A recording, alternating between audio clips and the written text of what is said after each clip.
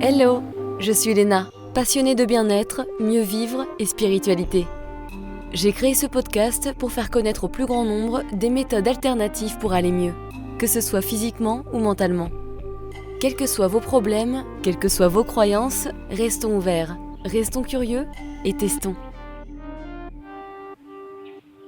Bonjour à tous, je suis très contente de sortir cet épisode aujourd'hui avec Seth Lyon, spécialiste en traumatologie somatique. Vous commencez à le savoir, mais tout ce qui a trait au somatique, c'est-à-dire au corps, au lien corps-esprit, au traumatisme, au système nerveux, est ma passion. C'est donc pour moi une grande joie de recevoir ce spécialiste que j'apprécie beaucoup. Ce sont mes épisodes préférés car c'est vraiment un sujet dont on ne parle pas assez en France et c'est ce qui peut être primordial pour guérir, améliorer sa santé psychique, émotionnelle et physique, rien que ça. Dans cet épisode, Seth nous parle de son enfance, qui était finalement une enfance pas si horrible. Je dirais même que beaucoup de personnes ont connu ce genre d'enfance, dont moi par exemple, mais pour autant, tout un tas de traumatismes peuvent se créer. Effectivement, contrairement à ce que l'on croit, on n'a pas besoin de vivre dans un pays en guerre ou en famine pour avoir des traumatismes, et c'est ce qu'on vous montre dans cet épisode. Il nous raconte comment il est passé d'étudiant en composition musicale à vivre dans une jungle à Hawaï pendant plus de 10 ans, bien loin de la ville, des gens, de l'argent, du stress, et comment ça l'a aidé à guérir, à se détoxifier selon ses propres mots, mais quelles étaient également les limites de ce type de vie, car cela incarnait finalement une sorte de repli de soi et de déni. Et oui, ça marche pas toute la vie de déni. On parle beaucoup du système nerveux évidemment, le système nerveux sympathique, qui est très actif si je puis dire. On l'appelle en anglais fight or flight et en français combat-fuite, mais on parle également du système nerveux parasympathique et plus précisément du système nerveux parasympathique dorsal high tone, qui est ce que l'on appelle en anglais freeze, shutdown ou en français immobilisation, figement. Hyper important d'en savoir plus, vraiment j'insiste là-dessus, c'est important de les différencier pour se connaître davantage et savoir avec quel état du système nerveux nous agissons, et ça tombe bien car nous en parlons dans cet épisode, alors écoutez bien. Nous parlons également de la bonne manière de gérer notre colère, qui est une énergie très puissante, même très créatrice, mais qui est pourtant très mal managée dans notre société. Pourquoi nous sommes perfectionnistes ? Comment un petit peu gérer ce perfectionnisme d'ailleurs ? Pourquoi quand on fait ce travail somatique, nous ne nous reconnaissons plus parfois et passons par une phase où nous ne savons plus vraiment qui nous sommes ? Bon, je vais pas tout vous dire, je vous laisse écouter. En tout cas, si vous avez aimé, ce serait top de me mettre des étoiles sur Spotify car ces épisodes traduits me demandent beaucoup de temps, ou un avis sur iTunes Podcast, c'est toujours sympa de vous lire pour que cet épisode ait plus de chances de toucher encore plus de personnes. Merci beaucoup, gros bisous et dites-moi ce que vous en avez pensé. Cet épisode est divisé en deux, la suite la semaine prochaine. Bonne écoute! Bonjour Cess, merci beaucoup d'être là. Je suis vraiment super contente de te parler aujourd'hui. Bonjour Léna, merci de m'accueillir, je suis ravi d'être ici. Nous allons parler de ta vie et de tes traumatismes dans cet épisode, mais tout d'abord, peux-tu commencer à parler un peu de ton enfance et de la façon dont tu as été traumatisé ? À quoi ressemblait ton enfance ? Ce qui est intéressant à propos de mon enfance, comme pour beaucoup de gens, c'est que même si j'ai vécu quelques expériences traumatisantes, j'y reviendrai, le plus difficile, et j'imagine que c'est pareil pour beaucoup de monde dans une société industrialisée, c'est la présence d'un stress chronique, qui est le résultat de la culture en elle-même. Parfois, on parle de normes toxiques. C'est peut-être moins le cas dans certains pays comme en Europe, là où il y a une protection sociale avancée, n'est-ce pas ? Oui, peut-être. Mais aux États-Unis, c'est « Allez, on y va, travaille, travaille, travaille !» C'est une mentalité axée sur la survie.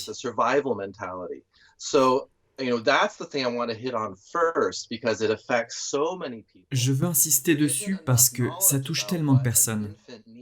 On ne connaît pas assez bien les besoins d'un nourrisson pour favoriser le bon développement de son système nerveux. Parce qu'on n'est pas complètement développé. Il se passe encore des années et des années avant que notre système nerveux et notre cerveau se forment. Le néocortex n'est pas complètement formé avant nos 25 ans. Et le système nerveux encore quelques années après. Et le système vagal ventral, l'une de ses plus grandes composantes, qui doit se développer à travers la relation avec la mère. Alors, j'ai bénéficié suffisamment de ça, heureusement. Ma mère, même si elle était occupée, a eu assez d'instinct maternel pour savoir qu'il fallait me garder près d'elle, faire du pot à pot, favoriser les contacts, elle m'a nourri au sein. Alors il y a eu plein de choses positives sur cet aspect, mais j'étais encerclé par tous ces signaux de stress qui me disaient: «Allez, allez, allez». C'est devenu une sorte de milieu naturel dans lequel j'ai mijoté. En plus de ça, mes parents se sont séparés quand j'avais 2 ans. C'est une déchirure pour un enfant de cet âge. J'avais une grande sœur et un grand frère, mon frère était l'aîné.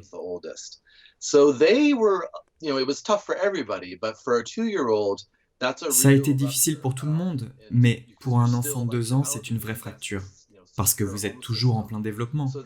Vous avez besoin d'un foyer sécurisant. Donc ça a été l'un des premiers éléments. En fait, mon premier souvenir, c'est quand je suis rentré dans la chambre de mes parents et qu'ils étaient en train de pleurer, parce qu'ils venaient juste de prendre la décision de divorcer. Je ne le savais pas à ce moment-là, je savais juste qu'ils étaient en train de pleurer, donc je leur ai demandé s'ils voulaient que je leur prête ma couverture. Et tu avais 2 ans? Oh là là, wow. J'avais 2 ans, oui. Premier souvenir, ok, check. Plutôt intense. Oui, exactement. Ce n'était pas la meilleure période. Après ça, je faisais des allers-retours, 2 semaines chez mon père et 2 semaines chez ma mère, toute mon enfance. Ils étaient très différents l'un de l'autre. Mon père avait beaucoup d'angoisse, qu'il exprimait sous forme de colère. Ce n'est pas rare quand on est très inquiet au fond, spécialement les hommes, de cacher tout ça pour ensuite exploser. Chez mon père, la tension était constante. On marchait sur des œufs. Le système nerveux sympathique en état d'alerte maximale, hyper vigilant. Être attentif à l'humeur de tout le monde pour que je puisse me façonner de façon appropriée, pour que je ne me fasse pas disputer, pour que je puisse prendre soin d'eux. Et c'est comme ça qu'on nous apprend à être parents. On commence à prendre en charge les émotions de nos propres parents de façon à ce que notre lien soit plus sécurisant. Ça a constitué un gros morceau de qui je suis, la tension et l'hypervigilance. Et chez ma mère, j'étais dans un environnement plus sécurisant émotionnellement parlant. Généralement, j'étais assez bouleversé quand j'arrivais chez elle à cause de toute la tension qui s'était accumulée dans mon système nerveux. Mais ma mère avait un schéma traumatique différent, qui tenait plus de la codépendance, la manipulation, la culpabilité. Une attitude de victime? Oui, l'attitude de victime de bien des façons, c'était une personne accomplie. Donc ce n'était pas une victime sur bien des points, mais sous cette surface, il y avait cette blessure dont elle ne s'était jamais occupée. Et elle s'est manifestée de façon très variée. Il y avait aussi une énergie d'effondrement, une énergie de blocage. Ça, c'était mon enfance. Hypervigilance, tension, effondrement, explosion, effondrement, blocage, dans un cycle de dépression encore et encore. Ce qui est marrant, c'était qu'effectivement, c'était traumatisant pour les deux situations. C'était un peu comme si tu étais le parent des deux, non? Oui, oui, oui, oui. On prenait un peu plus soin de moi chez ma mère. Elle s'en sortait mieux dans son rôle de parent. Mais la dynamique se produisait toujours. J'étais très attentif à son état émotionnel. Elle était psychologue et elle me parlait souvent de ses patients, ce qui n'est pas très approprié. Ouais, c'est clair. Donc c'est un peu comme ça que j'ai grandi. C'était l'architecture de mon système nerveux. Pour moi, grandir, c'était sauter entre ces états, activation haute, effondrement. Et par-dessus tout, mon frère est décédé d'un cancer quand j'avais 13 ans. Ça faisait 2 ans qu'il était malade. Donc bien sûr, ça a été très difficile pour toute la famille. Et il est mort quand j'avais 13 ans. C'est à ce moment que je me suis vraiment renfermé. Même si je m'exprimais dans ma musique, je me suis épris de heavy metal, Slayer, Megadeth. J'avais un blouson de cuir noir, je fumais des cigarettes derrière le gymnase. J'étais un métalleux. C'était ma façon à moi d'exprimer mes angoisses et ma souffrance. Après la mort de mon frère, je me suis bien plus renfermé et j'ai commencé à prendre beaucoup de poids. Je suis devenu obèse, ce qui arrive facilement quand on se renferme. Et peu après ça, ma sœur et mon père se sont brouillés.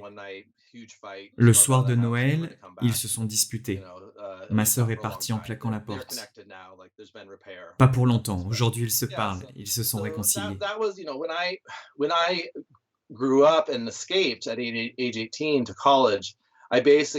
Et puis j'ai grandi et à 18 ans, à l'université, je suis parti sans regarder derrière. Je suis allé à l'université, j'ai étudié la musique, ce que j'adorais, et j'ai continué mon chemin. Oui, on va rentrer dans les détails, hein, mais ce qui est intéressant, c'est que c'est vraiment très sérieux et difficile, ce que tu es en train de décrire. Mais d'un autre côté, c'est super commun finalement. Parce que Oui. ton histoire, elle est similaire à la mienne, par exemple. Et j'écoutais d'ailleurs du métal aussi. Ah, c'est très bien. Donc on retrouve vraiment des points communs. Et c'est vraiment triste d'un côté, puisque beaucoup de personnes connaissent ça. Exactement. C'est ça le truc. Mon père ne me battait pas. Il m'a mis des fessées quelques fois, ce qui reste de la violence physique, et je suis contre. Mais je n'étais pas un enfant battu ou maltraité. On me disputait souvent, mais rien qui puisse être jugé comme étant horrible. Donc de la tension classique et des malheurs, mais tellement de personnes vivent ce type d'expérience. Et beaucoup de gens pensent que le traumatisme est censé se produire lorsque, par exemple, t'as été maltraité pendant ton enfance ou que t'as vécu dans un pays où il y avait une guerre, etc. Alors peux-tu nous aider à clarifier ce qu'est un traumatisme? Car il y a beaucoup Oui, d'éléments et de situations qui peuvent traumatiser quelqu'un et pas nécessairement ceux auxquels on pourrait penser. oui, exactement. Et ce qu'on dit dans notre travail avec cette perspective, c'est que le traumatisme arrive quand une réponse de survie arrive jusqu'au système nerveux. C'est votre réponse combat, fuite, blocage. Et puis ils ne s'éteignent plus. Ce devaient être des réponses de courte durée. On a évolué en réponse à des menaces spécifiques. Vous chassez, un tigre à dents de sabre débarque, et vous devez combattre ou fuir, sinon vous serez tué. C'est très noir ou blanc. C'est comme ça que notre système nerveux a fait évoluer ses réponses de survie. Mais ce sera la même réponse, que ce soit pour fuir ce tigre ou parce que vos parents vous laissent pleurer seul dans votre chambre au moment du coucher. C'est la même réaction du système nerveux.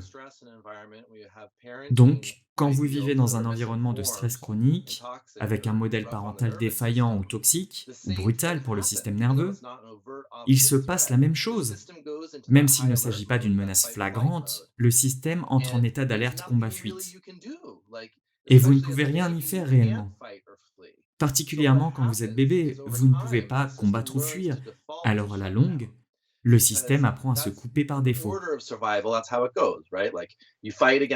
Pour qu'on puisse survivre, c'est ce qui se passe. Vous vous battez contre le tigre, imaginons que vous perdiez, vous êtes sur le point d'être mangé, vous allez vous figer.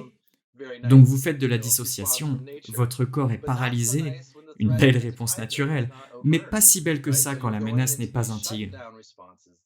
Tu rentres dans ce système de mise en veille par défaut à cause du stress. Et ça revient plus tard dans votre vie quand les choses deviennent compliquées. Vous avez juste envie de disparaître, vous ne pouvez plus parler et vous voulez juste fuir.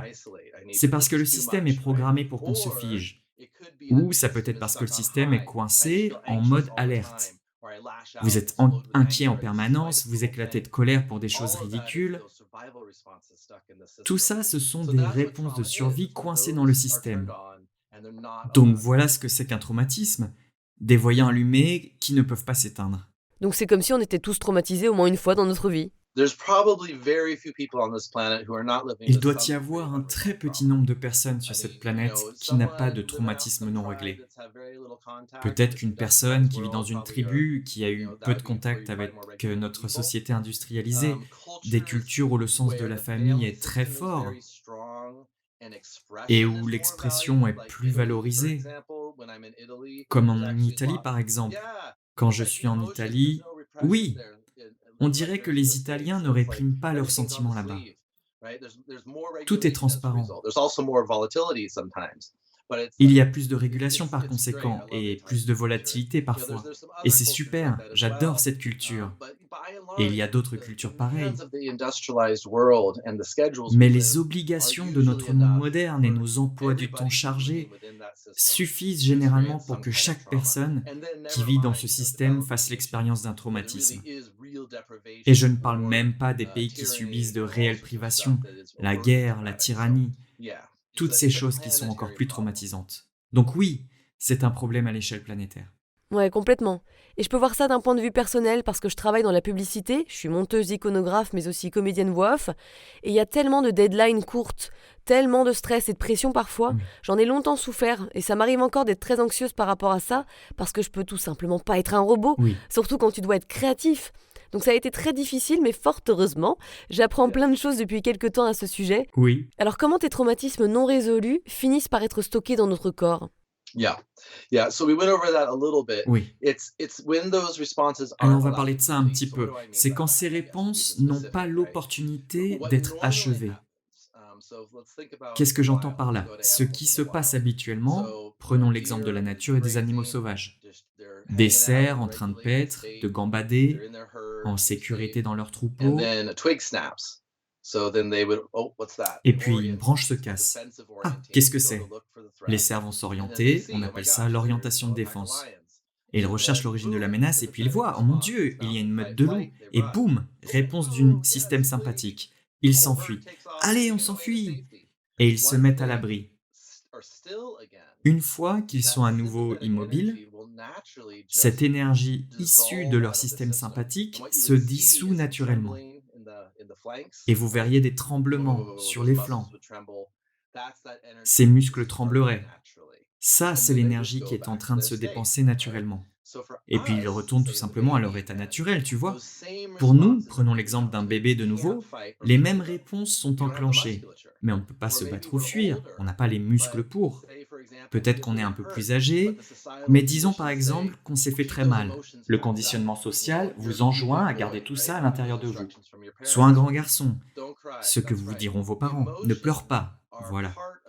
Ces émotions font partie intégrante de l'expérience du système nerveux. Donc si vous refoulez ces émotions, vous refoulez votre système nerveux. C'est la même chose. Voilà deux exemples de la façon dont le système ne complétera pas son cycle. C'est impossible pour vous parce que vous êtes trop jeune ou à cause de la société ou de pressions familiales qui viennent vous en empêcher. Ou peut-être que vous perdez connaissance avant que vous puissiez établir votre réponse. Ensuite, ces directives combattre ou fuir sont toujours dans le système, toujours actives. Donc, elles ne peuvent pas être dépensées. Elles sont coincées dans le corps. Donc, si on pense à l'anxiété, par exemple, de quoi s'agit-il? Il s'agit de rechercher une menace en permanence, de toujours s'attendre à une menace. Et c'est un état du système nerveux qui déclenche ça. C'est coincé dans le corps. Quand on se fige, se bloque, c'est un peu la même chose. Quand le blocage se termine, ce n'est pas sympathique par contre. C'est plus un genre de soupir. Il peut souvent y avoir des frissons et en dessous de tout ça, on retrouve l'énergie sympathique. Donc le freeze lifting, la levée du blocage, est un peu plus complexe quand on débute ce travail en tant qu'être humain, parce que ce n'est pas un état actif, mais ça reste coincé dans le corps de la même façon que le sympathique. Et ça se manifeste comme, disons, la dépression. C'est sans espoir, ça ne sert à rien, je n'ai pas de but. C'est un système nerveux qui est sur le point de mourir. Le système nerveux est en train de penser qu'on est sur le point de mourir. Alors pourquoi auriez-vous de l'énergie pour faire quoi que ce soit? Pourquoi auriez-vous un but, tu vois? Et aussi physiologiquement, le sang est attiré vers le cœur. Ça encourage l'esprit à faire une dissociation. Les membres, la circulation sanguine est mauvaise, on voit souvent ça quand les gens ont des problèmes non résolus de blocage, une mauvaise circulation sanguine, une tendance à l'engourdissement. Oui, c'est vraiment sérieux. Important, mais aussi Oui. tellement intéressant. Tout à fait, oui. Nos corps sont vraiment intelligents.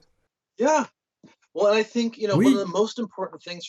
Eh bien, je pense que l'une des choses les plus importantes à comprendre si l'on est dépressif, angoissé ou qu'on fait l'expérience de l'une des multiples manifestations d'un traumatisme non résolu, c'est qu'il ne s'agit pas d'un problème intrinsèque à eux-mêmes. Il n'y a rien qui cloche avec leur mental. Ils ne sont pas nés avec. même si les gens peuvent naître avec diverses tendances issues de nos gènes. Mais ce qui se passe au final, c'est que ça vient du système nerveux, ce n'est pas notre personne qui est défectueuse. C'est quelque chose qui se produit dans notre physiologie et on peut changer ça, on peut le régler. C'est la bonne nouvelle. C'est exact. Alors revenons à toi un petit peu. Si je me souviens bien, tu adores la musique, tu as un diplôme de composition et de percussion. Ton but initial, c'était de composer pour des films, mais d'une Oui. manière ou d'une autre, tu as fini par vivre plus de 10 ans dans les bois. Qu'est-ce que cette expérience t'a apporté et comment elle t'a aidé? Ah oui, je vois, je vois. Eh bien oui, j'ai été diplômé en musicologie, en composition, j'adore composer. Et quand j'ai eu mon diplôme, j'ai réalisé que la seule façon de faire ça et de pouvoir en vivre, c'est d'écrire pour des films, des séries ou des jeux vidéo, ce genre de choses. Et je ne voulais pas, à ce moment-là, Internet n'existait pas encore, j'aurais dû partir vivre à Los Angeles ou à New York, bien au-delà de mon radar. J'allais dans une toute petite université de l'État de Washington, une petite ville bien loin des grandes villes. Donc, j'ai réalisé que je ne pouvais plus accomplir ce rêve. J'ai passé environ 1 an à traîner avec des potes. Et puis, j'ai fini par m'intéresser à la conscience, à la spiritualité. J'ai eu des expériences psychédéliques avec mes amis qui ont déclenché cet intérêt pour la conscience, notre monde, la nature de notre réalité. Je me suis mis à la méditation, j'ai fait une retraite de 10 jours et c'est à peu près à ce moment que je me suis dit: «OK, j'abandonne ce monde». J'ai acheté un billet pour Hawaï et je suis parti avec 400 $ en poche. Et voilà, 13 ans plus tard. 13 years, wow. Oui, ça fait environ 13 ans. Et durant tout ce temps, j'ai vécu tout seul, dans les bois, dans des petites communautés. J'ai rencontré ma première femme, on a eu un fils, on vivait de gardiennage ou de troc de travail. On n'était pas dans le hachoir, pas dans la société. On vivait dans la contre-culture, donc troc, très peu d'argent, mais on n'en avait pas vraiment besoin. Un style de vie alternatif qui était bien mieux pour le système nerveux. Plusieurs choses se sont produites durant cette période. Je n'ai pas vraiment résolu mes traumatismes à ce moment-là. C'est très important de le savoir. Parce qu'il faut un travail et une compréhension bien spécifique pour résoudre un traumatisme, jusqu'au niveau du système nerveux. Par contre, j'ai développé de nombreux outils qui m'ont permis d'enclencher ce processus par la suite. Je me suis mis à fond dans le tracking sensation, ou le suivi des sensations. Mais également, et malheureusement, j'avais aussi un blocage fonctionnel actif dans mon système, ce qui ferme l'accès à certaines parties du corps. Et on n'a pas conscience qu'on a perdu l'accès. On ne sait pas ce qu'on ne sent pas, parce qu'on ne peut pas le ressentir. Et si vous faisiez une petite pause matcha avec moi en écoutant mon podcast?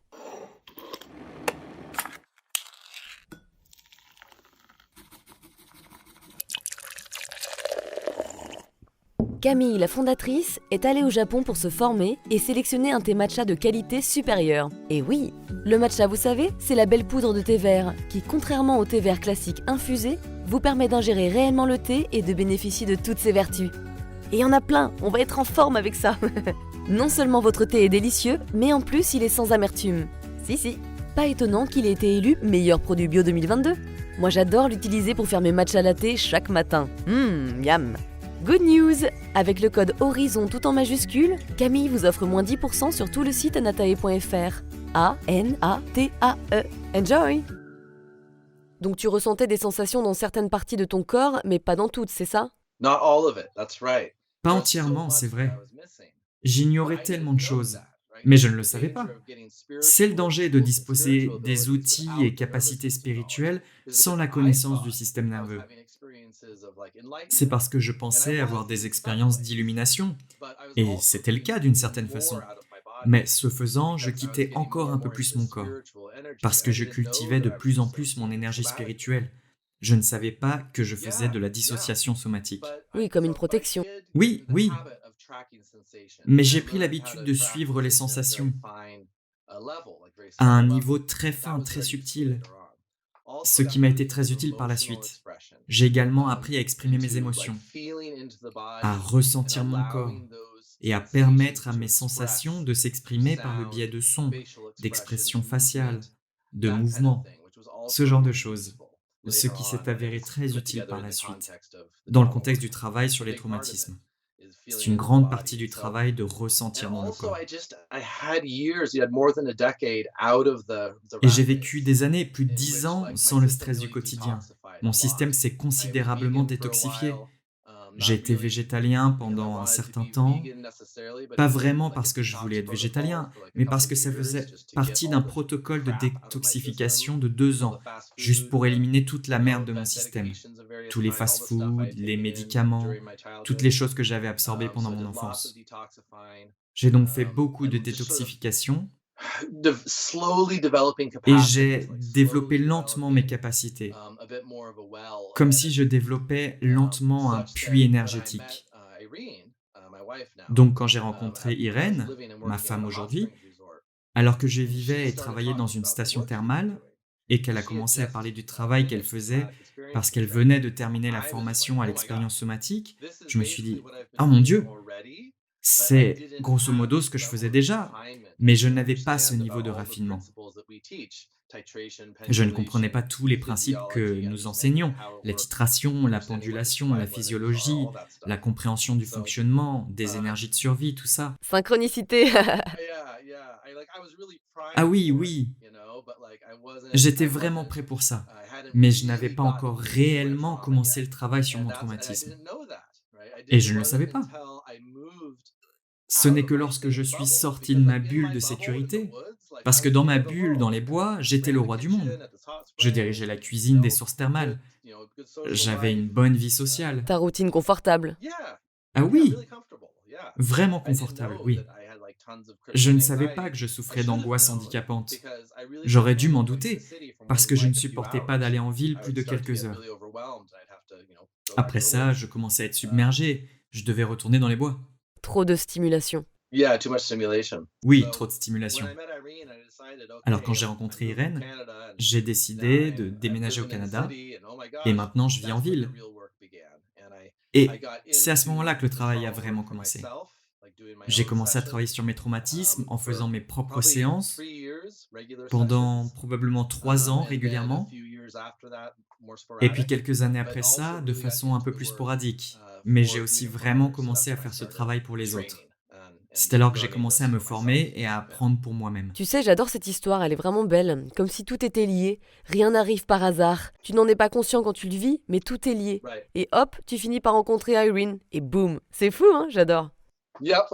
Oui? No, it is really beautiful the way Ah oui, oui, c'est vraiment beau la façon dont l'univers accompagne nos intentions, plus que ce qu'on croit vouloir.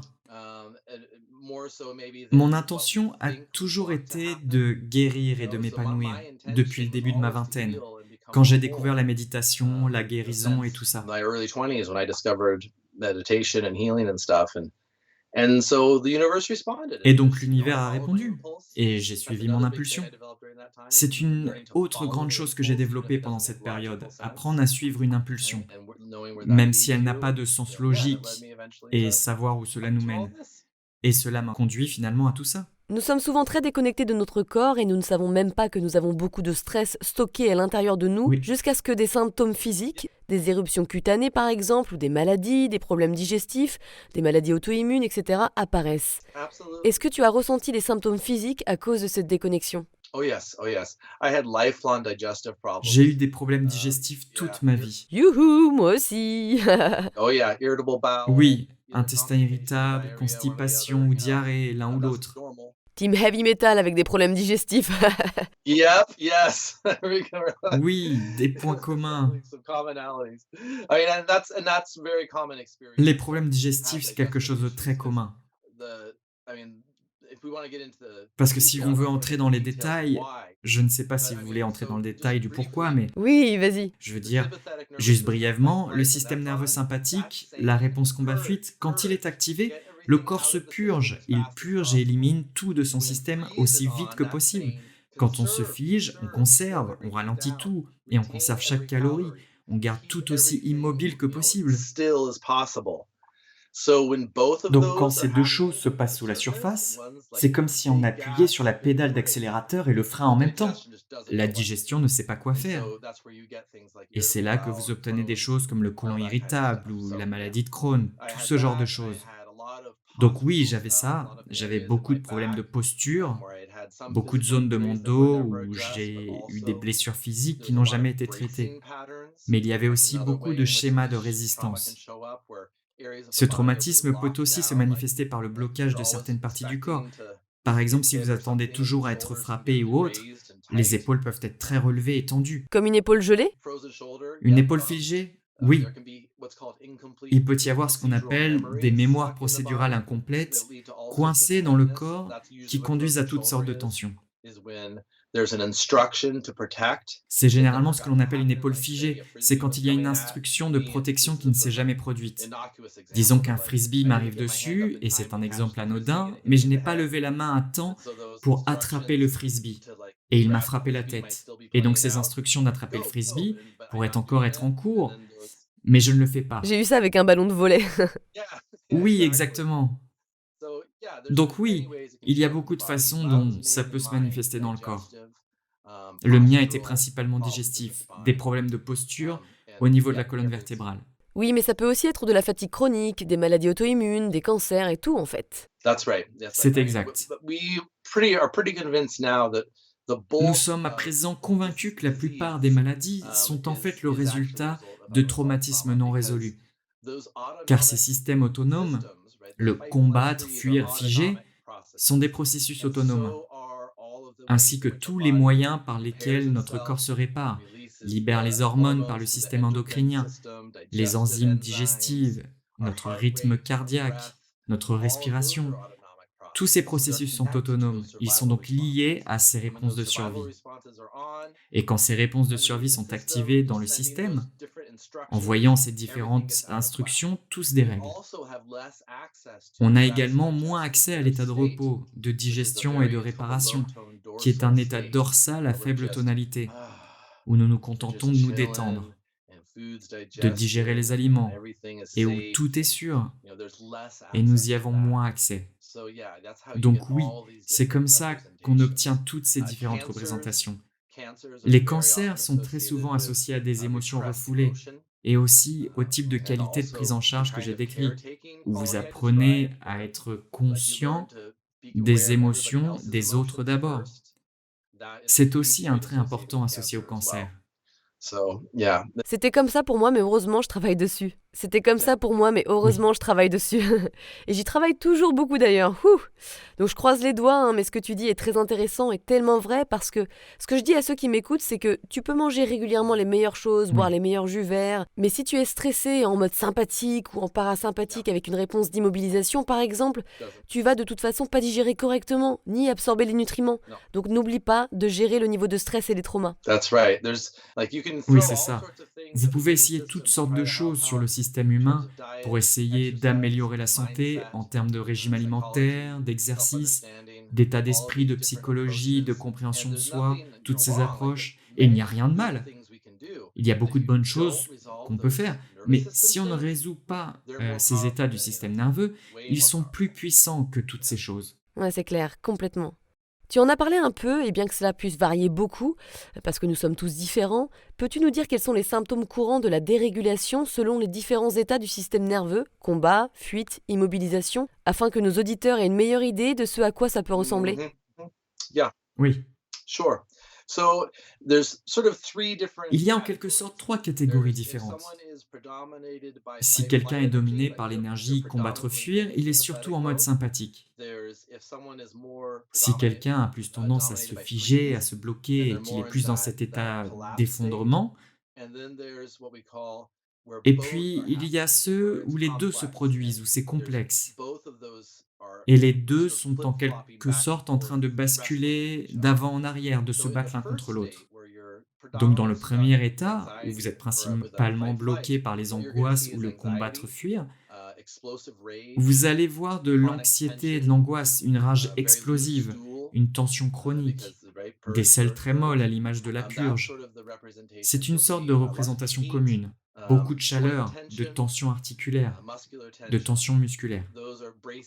Ce sont des schémas de résistance au sein de la musculature ou fascia. Ce sont toutes des représentations communes de cet état combat-fuite. Et si quelqu'un a plus tendance à être dominé par le système nerveux parasympathique et se fige, c'est plus là que vous voyez la dépression, l'effondrement, la fatigue chronique, la léthargie, le manque d'énergie, le manque de but, comme s'il n'y avait pas de but, le désespoir, ce genre de choses. Et puis quand les deux sont vraiment en jeu et lutte, alors c'est là que vous obtenez, et pendant longtemps, c'est là que vous commencez à avoir ce que nous appelons des syndromes. Donc, les troubles auto-immunes tombent dans cette catégorie où vous avez ces circuits croisés et vous commencez à avoir des problèmes de santé plus complexes. Il y a aussi les représentations, des choses comme la bipolarité ou ce qui est étiqueté comme bipolaire. C'est vraiment juste un basculement entre être dominé par l'immobilisme et le combat-fuite, où il y a toutes sortes de classifications des maladies mentales. La schizophrénie en est une extrême, où c'est juste une activation sympathique élevée pendant trop longtemps. Il y a beaucoup de diagnostics différents qui ont été donnés à ce qui n'est en fait qu'une gamme variée d'états de dérèglement du système nerveux. Oui, complètement. Et d'ailleurs, tu peux avoir des problèmes avec le système nerveux sympathique, mais ça peut être lié également avec l'immobilisation du système nerveux parasympathique. C'est ça, oui.